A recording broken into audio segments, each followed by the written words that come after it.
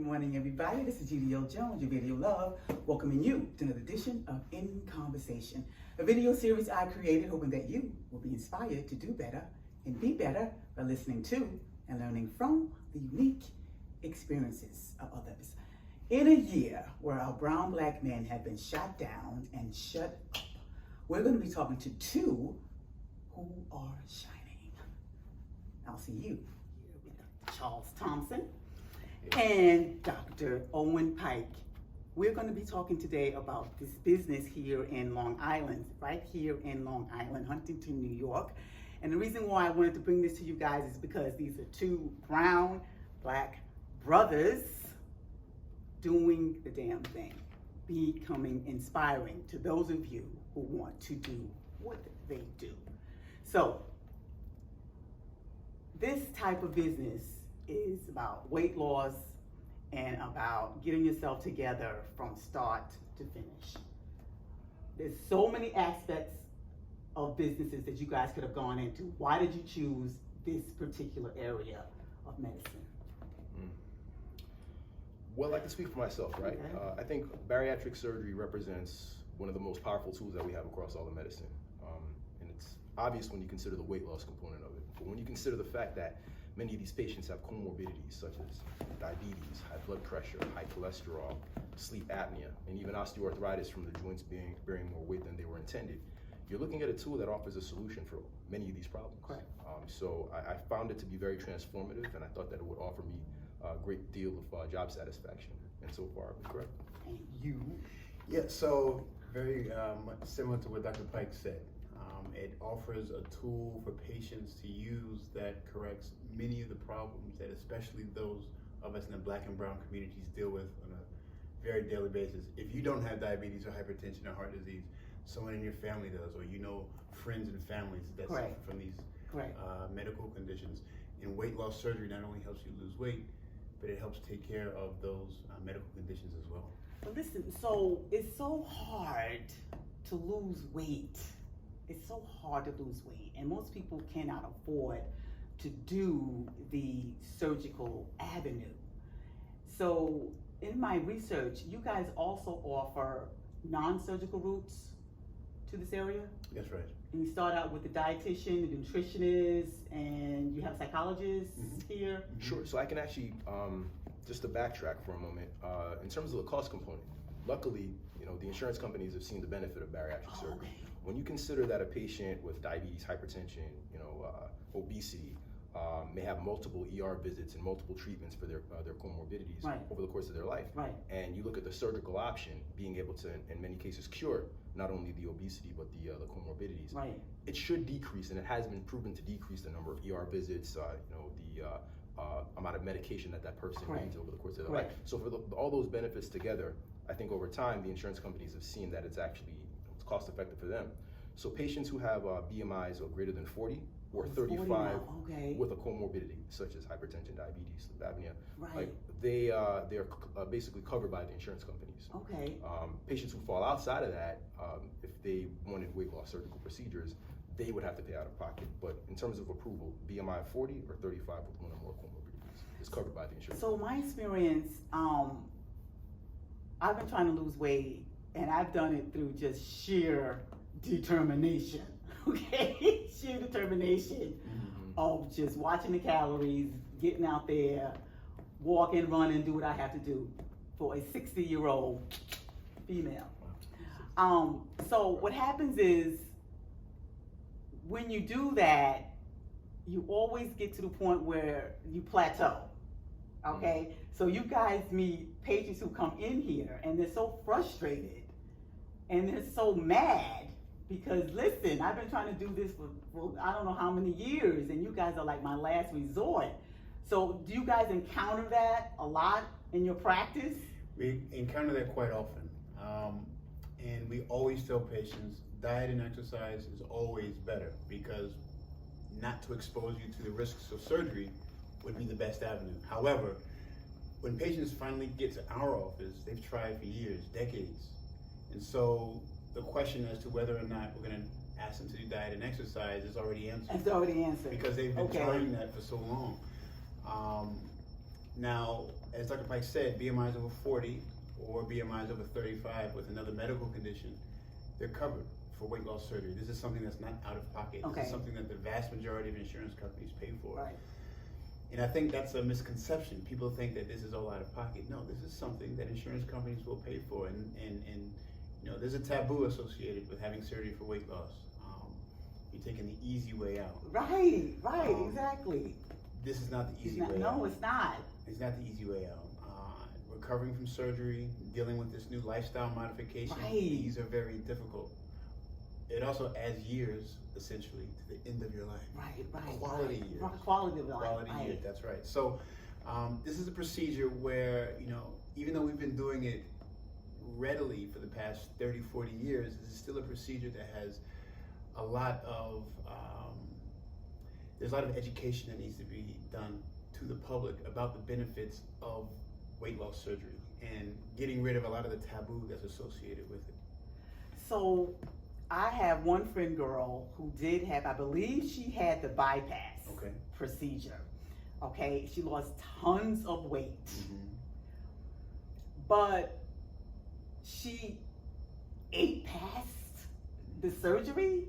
She ate past her stomach, and then she started to gain the weight back. That's one of the after effects, if you will, of the procedure. So what I could tell you about this, right, just in terms of the numbers and the data, you know, bariatric surgery is by no means like a cure-all. It's a very, very powerful tool, but it's one of the three main tools that we preach here at Clarity. Okay. Surgical, weight loss, dieting, maybe not dieting, but dietary changes and exercise, regular exercise. Right. If you do that, right, if you actually compare patients who have done surgeries and you track them for 5 years, and you compare that to another cohort who have tried maximal, you know, medical, you know, weight loss for the same period, what you'll find is that 80% of patients who have had bariatric surgery have not only lost the weight, but they've kept it off at the end of that 5-year period. So 20% will regain the weight. Weight gain recidivism is a real thing, but if you compare that to that other cohort, only 5% of patients who have not, you know, who've only tried basically, you know, dieting and exercising without surgery have been able to lose weight. The other 95% are either at the same weight or heavier than when they started.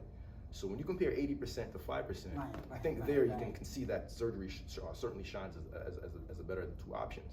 However, again, diet and exercise are the two main components that will continue to maintain that weight loss. Because I think that's what happens when you see somebody who goes from A to Z so wonderfully with the weight loss, and then all of a sudden you see her like a couple of months or 6 months later, and I'm like, well, what happened? You told me you did all this work, and you gained the weight back. So surgery, you're going to lose weight with surgery, doesn't matter what you do. Right, because she did lose a lot of weight. But after 1 year is where we start to see that if you haven't adopted, from a mental perspective, if you haven't adopted this lifestyle modification, yes, you will put some weight back on. We'll put the weight back on. And you know, we never like to blame patients for anything.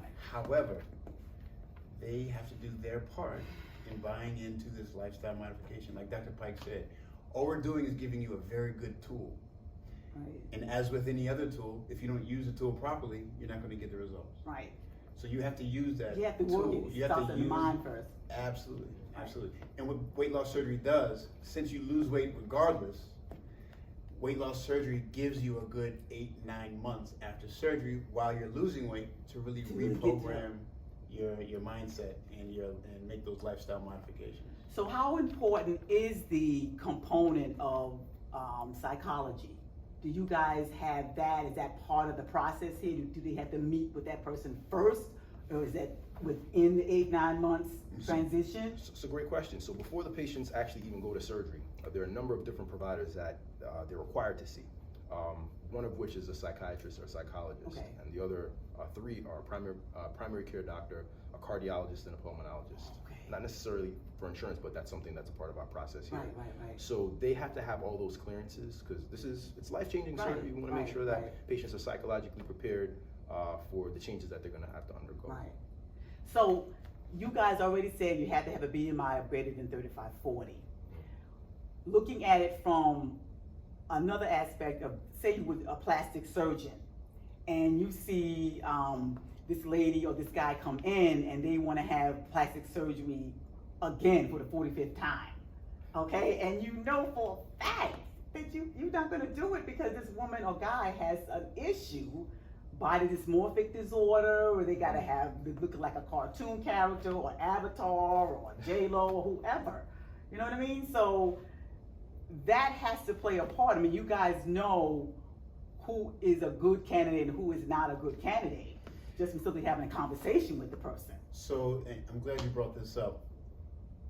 Part of this education that needs to happen about weight loss and bariatric surgery is differentiating between bariatric surgery and BBLs and liposuction, plastic surgery. Two completely different animals. Okay. What the plastic surgeons do are purely for aesthetics. The patient wants to look a certain way, wants to have X amount of figure, whatever. What we're doing is not plastic surgery. What we're doing is not aesthetic surgery. What we're doing is healthy lifestyle surgery. We're preventing patients from being, from getting those medical conditions that come along with obesity. Yes, it just so happens that you also will be able to get back into those smaller clothes. Other people may treat you differently because of the way you look with decreased weight. But that's not the primary reason why we're doing these operations. We're doing these operations for your health. When plastic surgeons do operations, it has nothing to do with health. It all has to do with aesthetics. Yeah, I'm really glad you asked that question because that's a question that I actually get quite a lot. That differentiation between plastics and bariatrics is so important.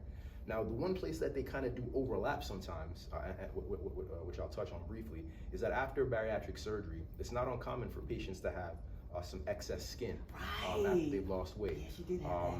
Now, the only way to get rid of true excess skin, if you want to, if it's a cosmetic thing or if it's causing a medical issue called panniculitis, where under that fold of skin you're getting excoriations, the only way to actually remove that excess skin is to remove that excess skin.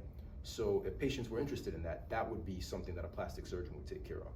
However, we generally like to tell patients to wait at least 2 years after bariatric surgery, you know, around the time when their weight loss is sort of nadired and they're not gonna, you know, lose much more before they decide to proceed with something like that. Because I have met, when I worked as a community health nurse back in the day, and I met one of my patients had surgery, and I forget which type she had, but I did have to go in the house and I had to do some wound care, okay, the after effect of that.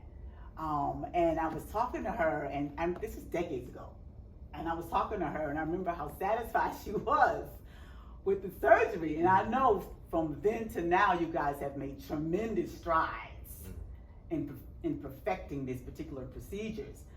But what she had done, she was so satisfied with it. But the fact she had this little bit of wound, you know, that I had to go in and help her assist with. Other than that, she was very, very pleased. Yeah. So I'm assuming that you guys get a lot of patient satisfaction when they go from A to Z. You know, and this is part of the reason why Dr. Pyke and I went into this field. You know, it's one thing to know that you're helping people get healthier, helping people get mentally more healthy as well. But it's another thing to be able to follow them over a period of time and to see the transformation. With surgery, usually we perform an operation, we see the patient for one post-op visit, and then you never see them again. But with bariatric surgery, you're able to sort of marry the family practice with surgery, wherein you're able to follow patients over years, over a long period of time, see this transformation, develop relationships with them. Most surgeons don't do that, right? You have a problem with your knee, you go to your orthopedic surgeon, they fix your knee, and they never see you again. But we're able to develop these relationships, and so we're able to, you know, every time they come back to us, you know, they very excited, very happy, they send us pictures, they tell us, oh, Doc, I got a new job, Doc, I got a husband or a wife, or Doc, I'm pregnant now. Like, you get to develop these relationships with patients, and it's truly satisfying. Absolutely. Who is your patient? Who is the particular patient who comes through the doors? What's the majority? So, you know, hard to, you know, there's certainly not a monolith, right? But the one thing that I think many of my patients have in common is something that we touched on earlier, which is this, you know, cyclical weight loss, weight gain, weight loss, weight gain.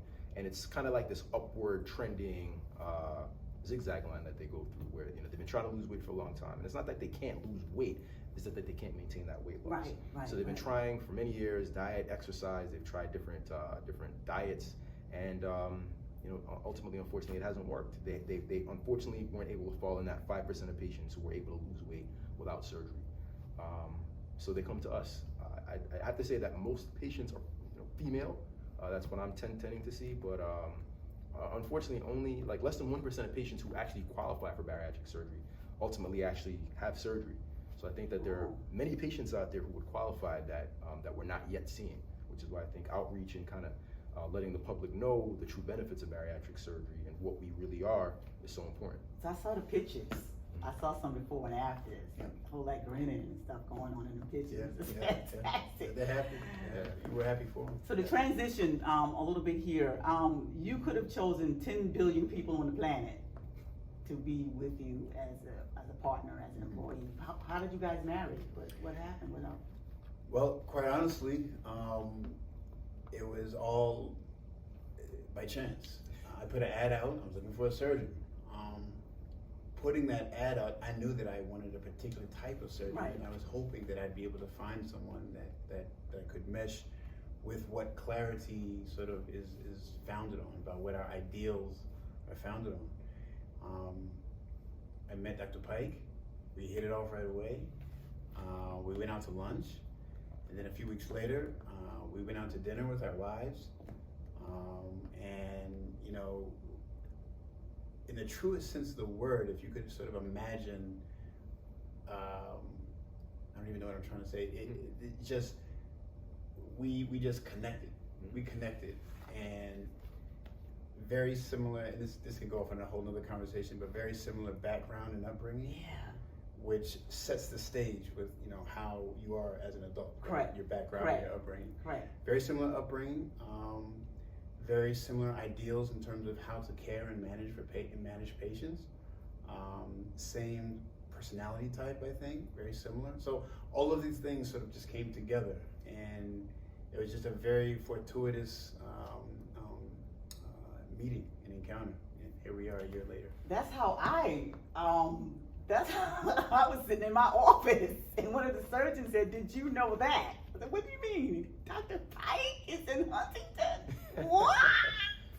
Yeah. Because, you know, he and I met because he was a resident at the VA where I am. Yeah. And here I am doing this, and here we are sitting here doing that. Yeah. Fabulous. Yes. To transition a little bit more, brown, black men, brown, black doctors. How do you guys see yourself? With me, I see myself as a black woman first, then I'm a nurse practitioner.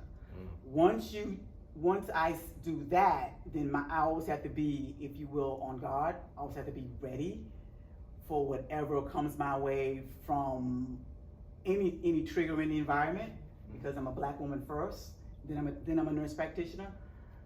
How do you guys do that? Are you doctors first, then black men? Are you black men, then doctors? How does that? What's your POV? What's your point of view? Sure. So, you know, I've been a black man for almost 38 years. You know, the doctoring thing is actually much newer to me than that. And it's an interesting question, because I actually see myself as many things first before a doctor. So a black man, an immigrant, a father, a husband, and also someone truly who is an altruist, you know, who really just wants to help people. And I think that medicine is just one of those many avenues through which I hope to be able to help people. So, you know, I think that the medical training that I've received has been great, and, you know, I'm really privileged to be in this position to care for patients. You know, people often when they're at their most vulnerable. But certainly, yeah, I see myself as a black man. Who I see myself, excuse me, as a doctor. As a doctor. Yeah. Do you agree? So this is what I'm saying. You know, we're so similar. You take away my doctor title, I'm still a black man. Correct. You take away my black man title, I don't exist. Exactly. So I'm certainly a black man first, and much to what Dr. Pyke said, you know, I'm also a husband, a father, and, you know, a few other things. And like Dr. Pyke also said, being a physician is just another avenue in order to help those who need help, and to give back to our communities. So with that being said, though, I don't take the doctor title flippantly. It's an honor Correct. to be able to do this. Correct. It's an honor to be able to have others look at me as a doctor, Right. knowing what in their minds doctor means, and for them to look at me that way and to treat me like that, it's an honor and a privilege. But yes, I am a black man, because again, you take away my doctor title, I'm still a black man. That's it. So another reason why, in my introduction, why I do these videos is because I really do believe it's part of my purpose to inspire people to do better and be better by listening to and learning from the unique experiences of others. Mm-hmm. So when this video goes out, hopefully there's gonna be a brown, black, young king sitting in his bedroom saying, I can do that, I can be that. And this is what helps me get out of bed in the morning, that you two are here in Long Island, Huntington, doing this work. So how can people get in touch with you guys? What's your deal? The phone numbers? How do you want us to connect with you? So there's several different platforms. Okay. Everybody on social media. We're on Instagram, Clarity Surgical NY. Mm-hmm. You can certainly email us, Dr. Thompson at Clarity Surgical NY, Dr. Pyke, Pyke at claritysurgical.com. You can call the office, 516-259-2525. We're on Facebook, we're on Google, we're all over the place. Actually, I'm going to put in a plug here. Dr. Pyke and I are we are participating in a health expo, a mental health expo. It's actually going to be put on by Charlemagne the God, October 10th in the city at the Marriott Marquis. It's a free event, anybody can come. Charlemagne's passion is mental health. And there's a direct correlation with physical health and mental health. Correct. And so what we're charged with doing at that expo is talking about that relationship between physical health and mental health. Charlemagne's gonna have other people there, Michelle Williams, Angela Rye, and some other, and some mental health experts as well. But we'll also be there. Any other ways to contact us? I think everybody That's it, knows. right? Yeah, Because when this goes out, it's gonna go on my channel, it's gonna go on my Facebook page, and then I'm gonna tag Charlemagne the God, He'll get involved with it. Yeah. I wanna thank you guys so much for giving Judy L this opportunity to speak to you guys, giving me the 10-15 minutes to come out and hang out with you. It meant so much to me. Guys and gals, we want to thank these two lovely gentlemen for giving us the time today to spend time with them. I really, really appreciate it. I'm going to be coming back at you with some other videos, but like I always say at the end of my videos, in the words of Octavia E. Butler, all that you touch, you change, and all that you change, changes you. I'll see you